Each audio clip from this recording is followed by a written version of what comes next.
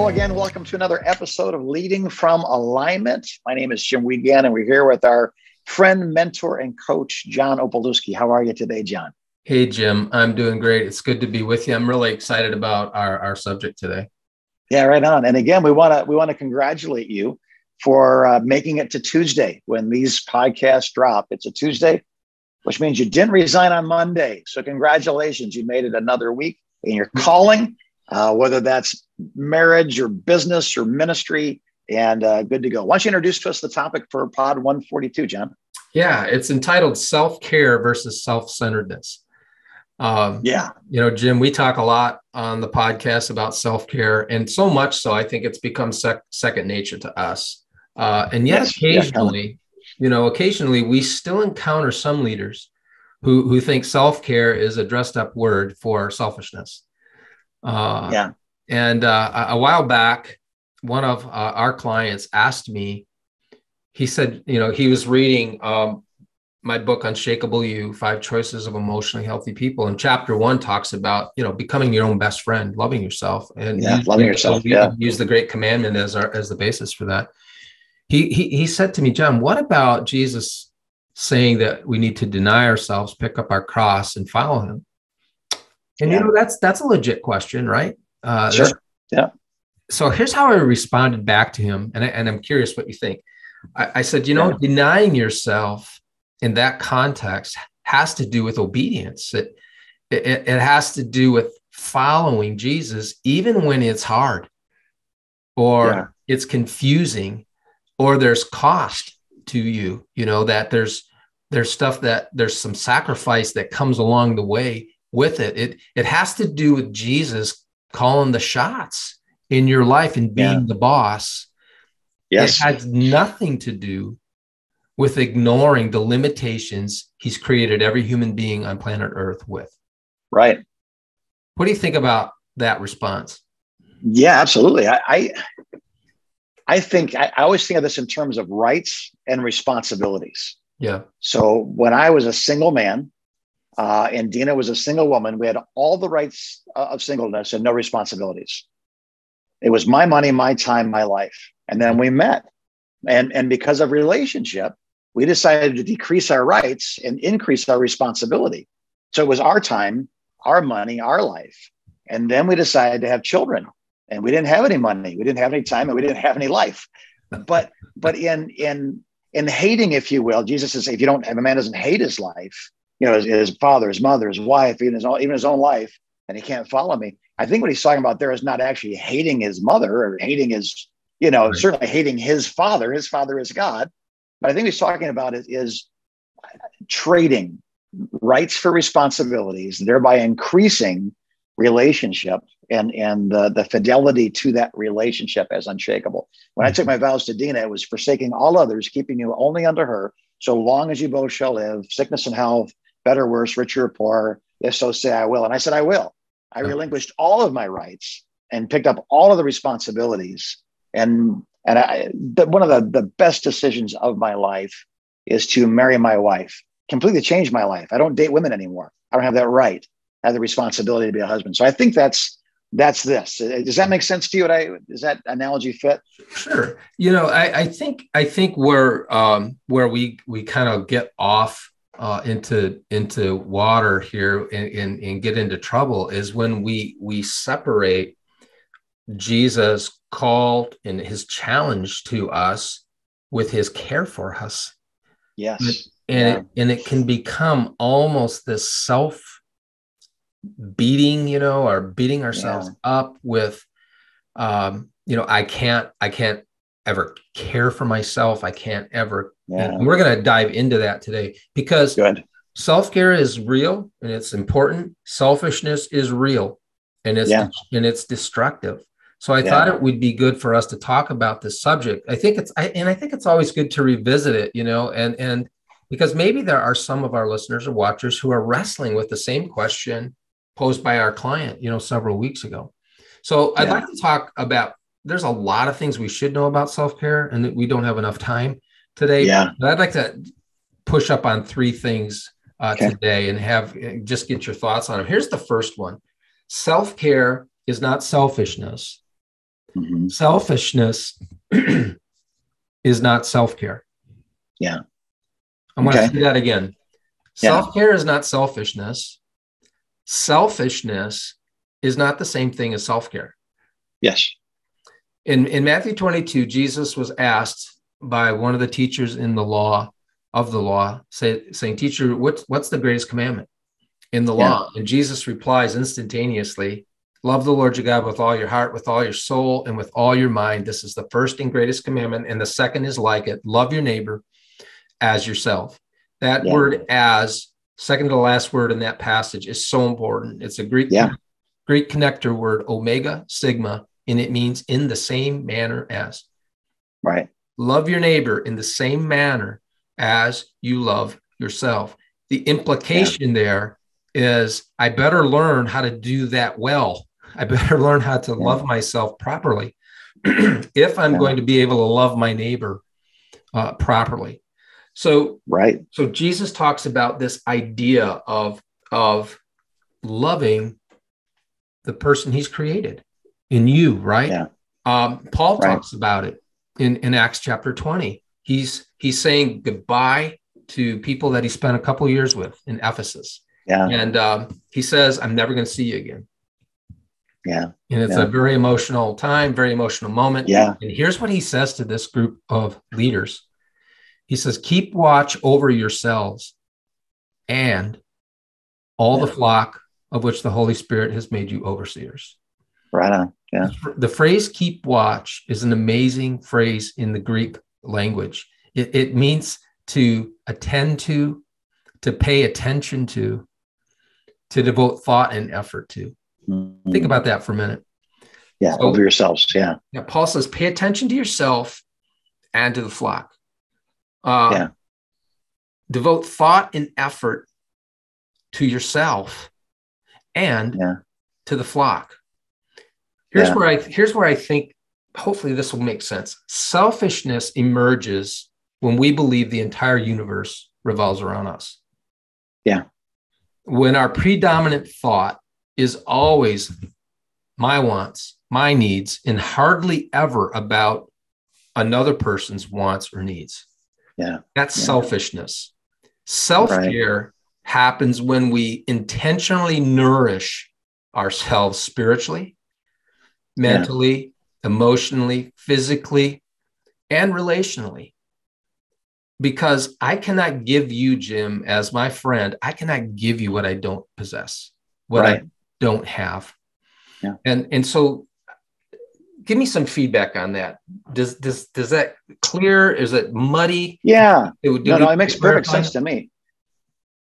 I think maybe it was Ben Franklin, one of the real pithy saying guys back in the day, said self humility is not thinking less of myself. It's thinking of myself less. Does that make sense? That it's not, I'm such a loser. That's not being humble. That's not being selfless. That's being selfish, actually. That's it is, right. I now excused any expectation of good behavior, you know, because I just think I don't think anything of myself. But to think less about your cares so that you can think more about others' needs. Right. I think that is a beautiful thing. So it's funny because there really is a dichotomy here, isn't there? Like the most selfish thing, in other words, that which benefits myself the most, Jesus says, is to deny myself, pick up my cross, you know, to be in a covenant relationship where I raise all of my responsibilities and lower all my rights. And we see that in marriage. We see that in becoming a parent, other ways. I just think that it's confusing because it's a paradox. It seems like that the most selfish thing I could do is to be selfish. And it's really not. The thing I could do more for myself. Don't store up for yourself treasures on earth, but store up for yourself treasures in heaven. There you go. Right. You know, there's a dichotomy. I'm actually allowed to be quite selfish as long as I do it in a selfless way. Given it shall be given to you. You know, the most prosperous thing I can do is give away stuff. And so I think the terminology matters here, right? Yeah. I think the words we use matter. Self-care is not self-centeredness.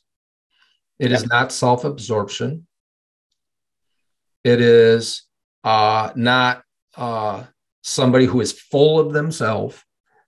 Yeah. No, right. it's self-care is realizing that you are made in the image of God.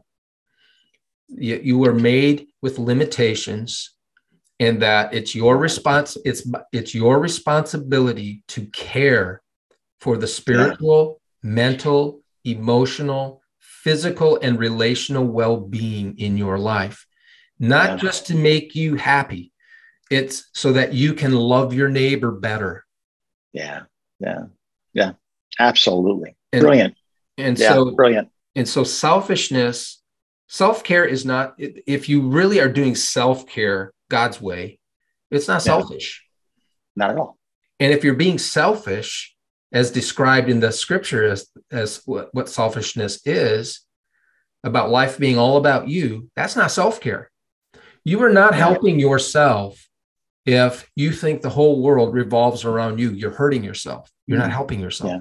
And so I want our listeners and watchers to memorize this. Self-care is not selfishness. Selfishness isn't self-care. Right.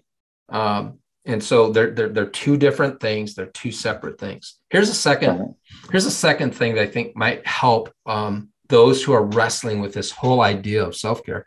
And it's this: self-care is not either or, it's both and.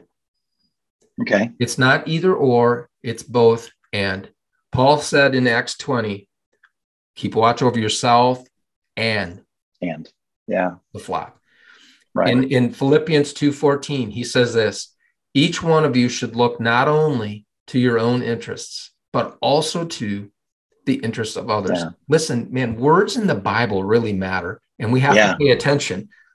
Paul says each of you should, he didn't say this, you shouldn't look to your own interests and only the interests of others. No, he says you should look not only to your own interests, but also to the interests of others. So self-care means caring about others while at the same time caring for yourself. It's not either or, it's both. And I believe this, and I have people who disagree with me about this, but this is where I've kind of landed, that my capacity to love my spouse, to love my kids, to love my neighbor, to love my workmates, although you guys are very easy to love, and to even love my enemies is directly related to the approach I take to care for the internal and external component of my life. Agreed. If I'm a mess spiritually and emotionally and relationally and physically and mentally, it is very difficult for me to love you well. Yes.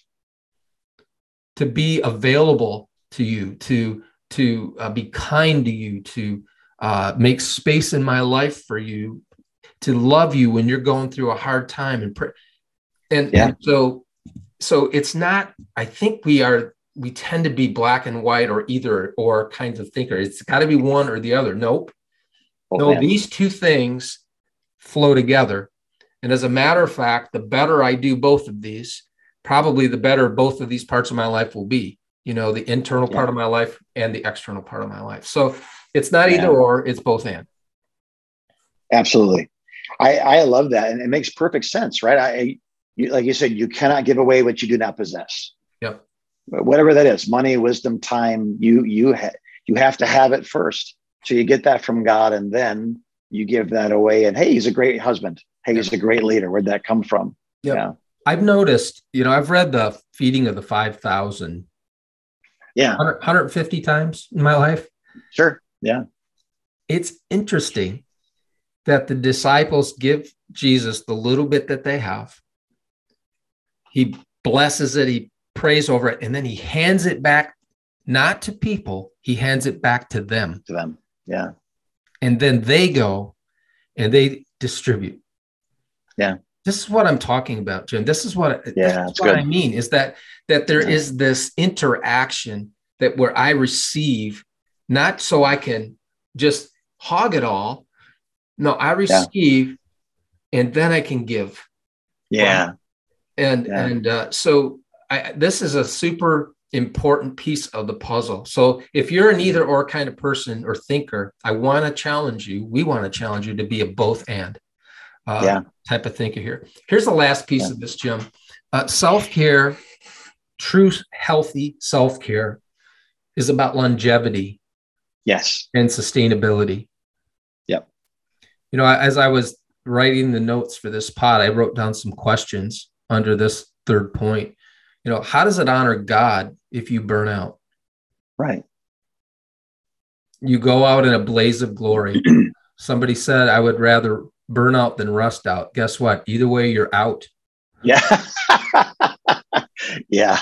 And that doesn't glorify God.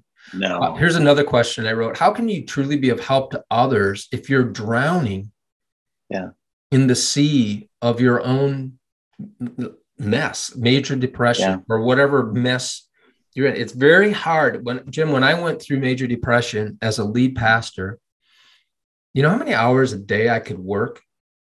I worked 1 hour a day for a month or two, because I got to the end of that hour, I was completely exhausted after an hour of work. That's how bad a shape I was in.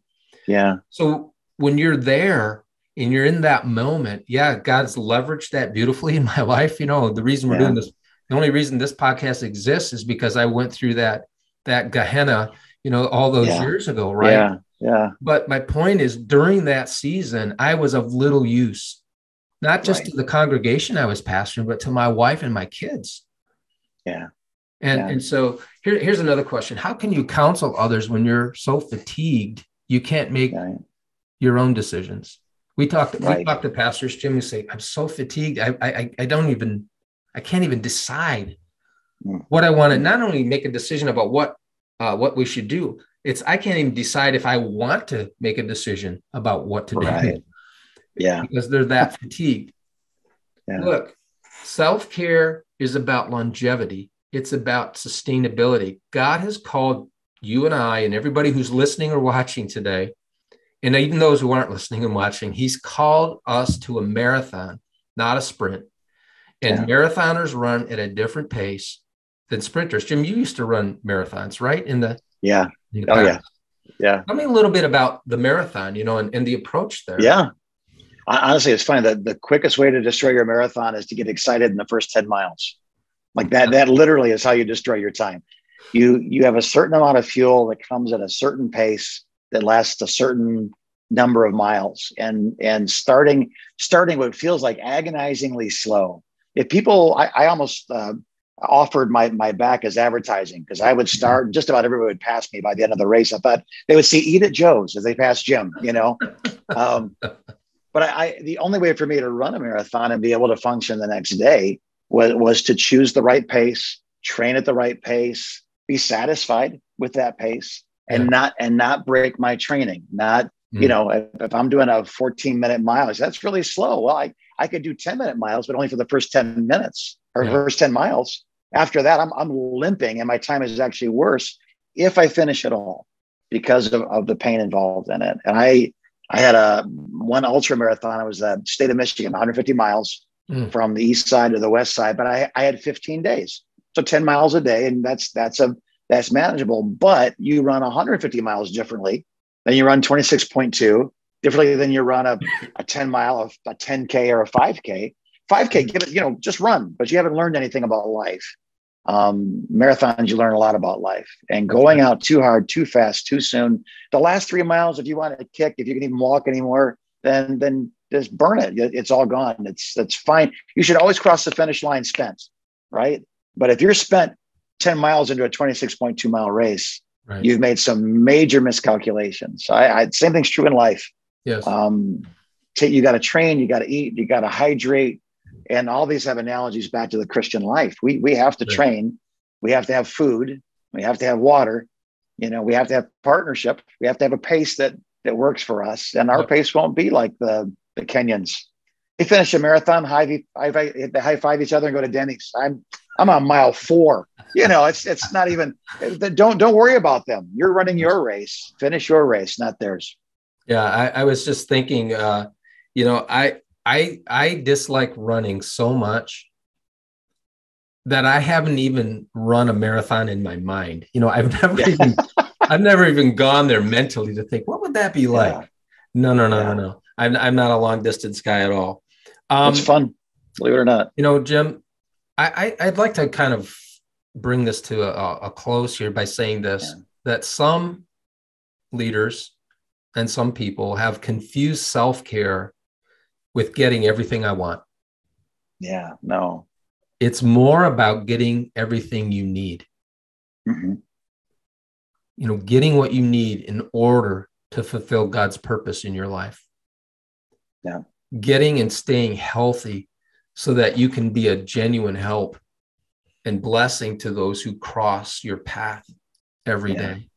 Self-care isn't about getting everything you want. It's about getting what you need. Yeah. And listen, no one is responsible for that in your life as an adult. Yeah. You are. Right. As a leader, your board is not responsible to make sure you're getting what you need. Or they even have a clue what you need, right? I don't know what a farmer needs. I don't know what a welder needs. I don't know what a captain of an infantry unit needs. I know what a pastor needs. Yeah. So they're all responsible for their rhythms. I'm responsible for mine.